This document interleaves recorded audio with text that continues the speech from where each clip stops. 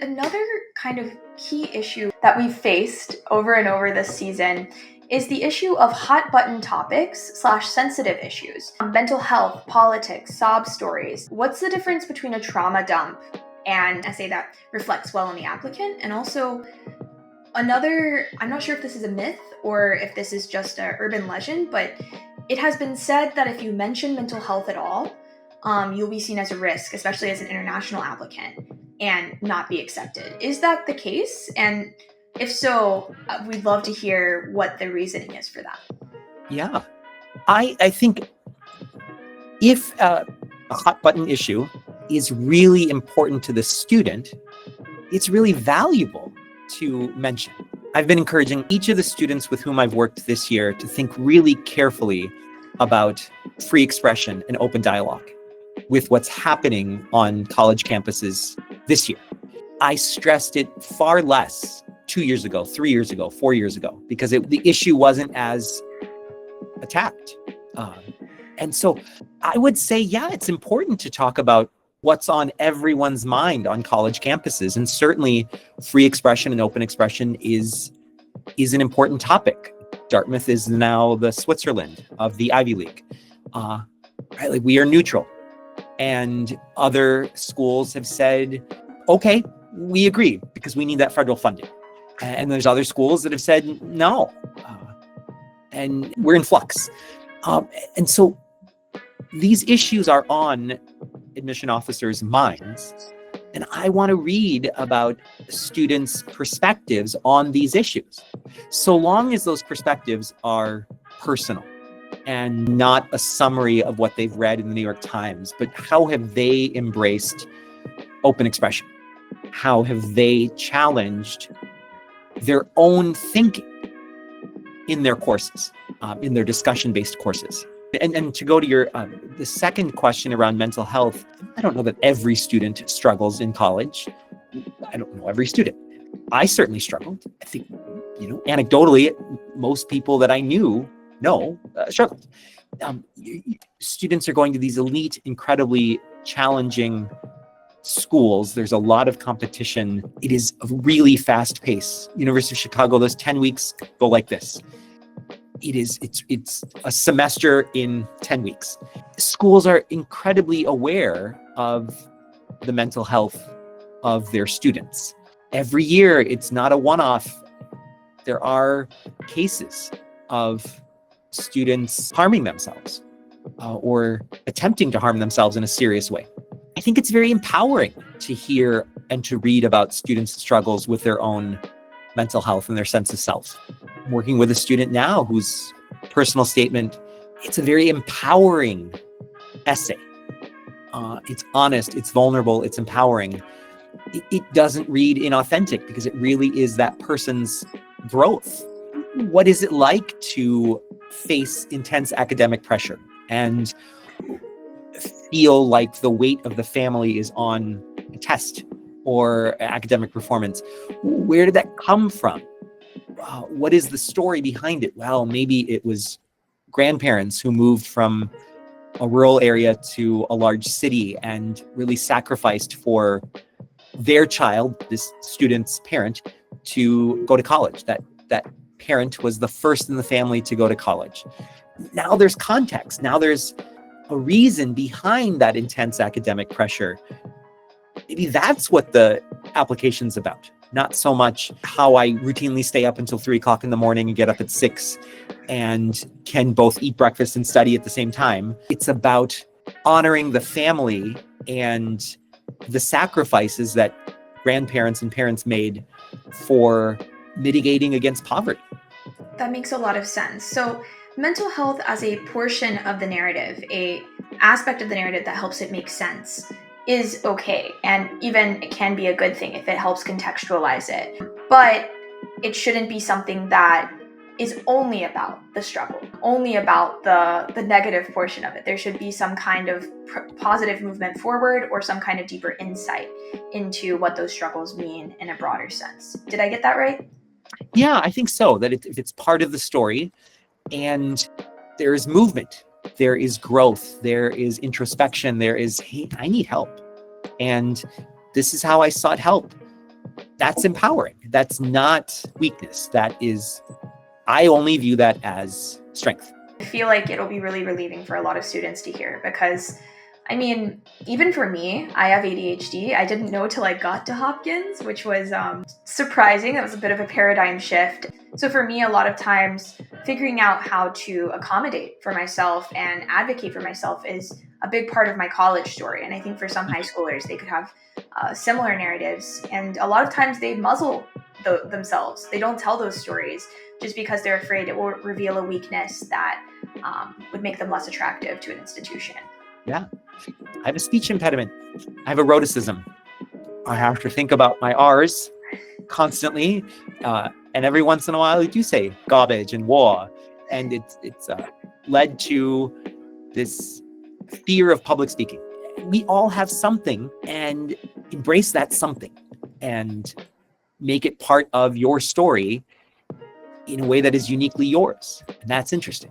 I think also some of those seemingly minor issues are another good thing to zoom in on in order to explain something larger. That's another motif that I see a lot in essays. So maybe it's not the most life-rending issue, but it's something that can, like a plot device in life, like a real life plot device that can explain certain aspects of the person. Interviews, they're going away, they're coming back.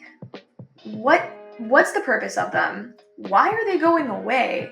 And what are your thoughts on the whole interview aspect of an applicant? I think it could be a great opportunity, especially if it's an alumni interview. That alumni is doing it purely for the love of their or her or his alma mater, and it's voluntary. If you could meet the person in person over coffee, they would love it. Or if you have to, by Zoom or Google Meet, that's fine too. It really is a chance to learn and ask questions about that school from somebody who lived it and breathed it for 4 years. And maybe that was a long time ago, or maybe it was very recent. And they're going to give you a different perspective than a brochure or an admission officer, who often give you a very rosy picture. And again, the question really is this school a place where I will thrive? And what am I not picking up on? What am I missing? And so that alumni interview can be a great chance to just learn, and so alumni interviewers will write a report on each of the applicants they interviewed. It's very positive. There's no gotchas that I've ever experienced, and nor have I ever read. One thing that does come out is two things. The first is, I'm not sure this student has done any research on this school. I think I am the 5th out of 9 interviews this week, and they asked me where I went to school too many times because they didn't remember, because it's just part of the process. Treat that interview as this precious time and do the prep work beforehand. The second issue is, hey, what questions do you have? Nothing. You've answered everything. Maybe, or maybe the student didn't do any research, or this isn't an engaging conversation and I've bored the student, and I don't want to do that. I want students to share my love of Chicago or Princeton when I am an alumni interviewer, because I love it. And if they don't have any questions, that reads as inauthentic. Or on the other hand, if they say, what was your experience with this interdisciplinary program? Wait, what? Which interdisciplinary program? Oh, between Woodrow Wilson and the Fu School of Engineering. Oh, I didn't know about that. Is that new? Yeah.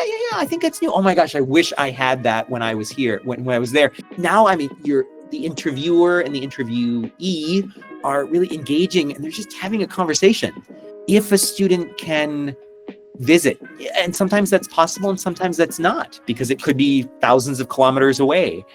Boy, if they visited, and I went to Chicago on Wednesday and everyone was talking about Shake Day, and I thought, what is this Shake Day? And I went to the Reynolds Club and I was chatting with people. Oh, that shows it could just be a normal, regular person who likes a dollar shake. That just shows a human side, which may not necessarily be possible. I think for international applicants, initial view kinds of interviews can be incredibly valuable. There always is this question of who's writing the essay, frankly, for anybody.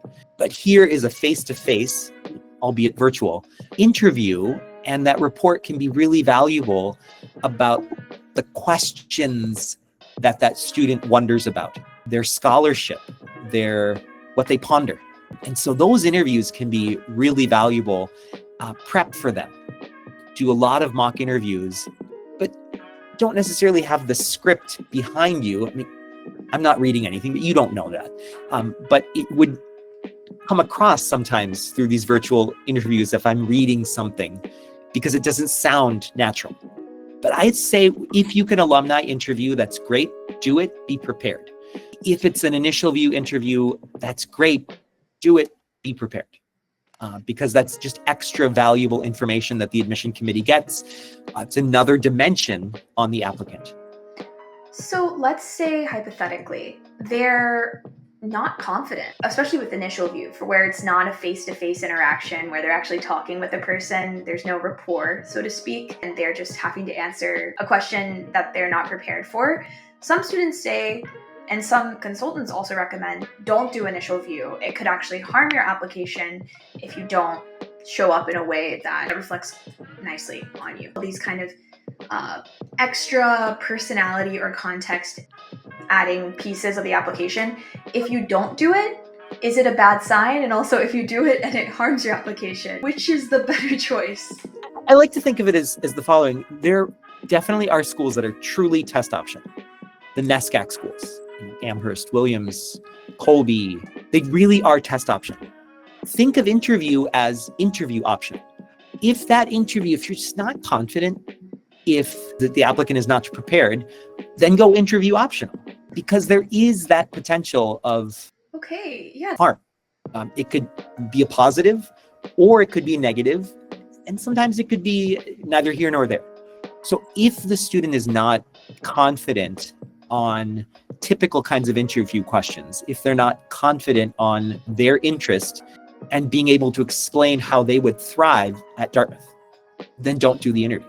That makes sense. Speaking of like different aspects or like components of the application, one question that I have is, are the different parts of the application weighed differently? I know that it's a holistic review, but is it like, oh, the essay is the voice of the student, this is most important, and grades come secondary? Or is there any like hierarchy of importance, or is it just you guys read through it and come to kind of like a general, okay, this is strong, this is weak, this is strong, and they're all equally important? I think it's more the latter. It more really is this holistic view. The key part, I would say, the prerequisite is this applicant academically in range. If a particular school's SAT range or the ACT equivalent is around here, and their GPA range is around here, and this student is over here, that doesn't necessarily mean they won't get a full look or they wouldn't necessarily get accepted, because there are other circumstances. Maybe the student moved across the world and completely changed education systems and English is their third language. Okay, that makes sense. That would need to be part of the essay, because that's another component, their story. If they're only academic, 15 APs, all 4s and 5s, great SAT score, 1560, 1600, and they don't have any extracurriculars of substance, if they only played their sport, badminton, tennis, whatever it is, in 9th grade or 10th grade, and dropped, it's one dimension, and that dimension is academic, and that's a great dimension. What else? And so it really is that holistic view of the student across multiple domains: academics, extracurriculars. What are they doing in the service of others? How are they helping their community? However they define their community: school, neighborhood, family.